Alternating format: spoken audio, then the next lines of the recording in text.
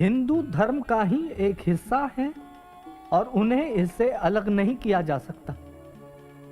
धन्यवाद। हमारे खिलाफ लड़ाई का बिगुल बच गया। भीम, क्या हुआ? उन्होंने अल्पसंख्यक कमेटी को स्थगित कर दिया है। मैंने सुना है कि वो मुसलमानों के साथ एक सौदा करने वाले हैं। सौदा किस तरह का? कांग्रेस मुसलमानों की 14 मांगे मान लेगी अगर मुसलमान हमारा विरोध करें तो।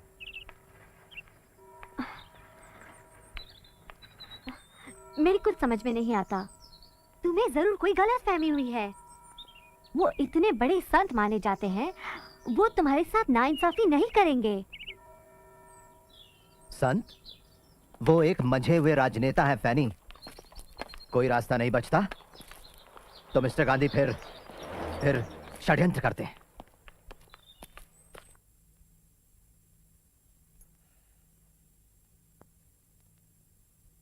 मिस्टर प्राइम मिनिस्टर और साथियों,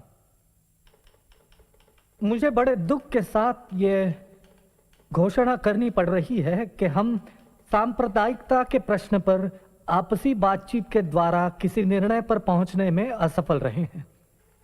ये असफलता कमेटी के गठन में ही छिपी थी, जिसके सदस्य सरकार के प्रतिनिधि तो हैं मगर जनता के प्रतिनिधि नहीं हैं। जहां तक कांग्रेस का सवाल है, वो सारे हिंदुस्तान का प्रतिनिधित्व करती है, जिसमें अछूत भी शामिल है। और मिस्टर चेयरमैन सर, मुझे इस बात में जरा सा भी शक नहीं है कि अपने समुदाय का पूरी तरह से प्रतिनिधित्व मैं करता हूं। पर महात्मा जी का दावा है कि कांग्रेस मुझसे ज्यादा अछूतों का प्रतिनिधित्व करती है। मैं इतना ही कहूंगा कि यह उन तमाम झूठे बयानों में से एक है जो गैर जिम्मेदार लोग अक्सर देते रहते हैं।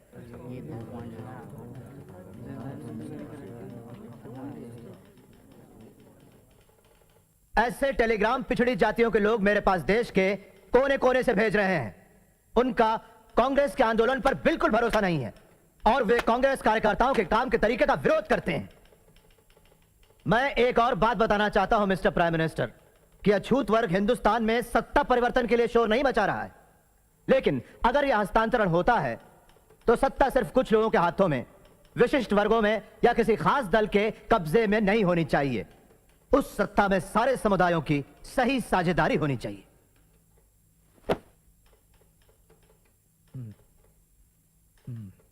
मुझे पूरा विश्वास है कि छुआछूत अब बिल्कुल खत्म होने वाली है और स्वतंत्र निर्वाचन क्षेत्र देने से यह कलंक बना रहेगा।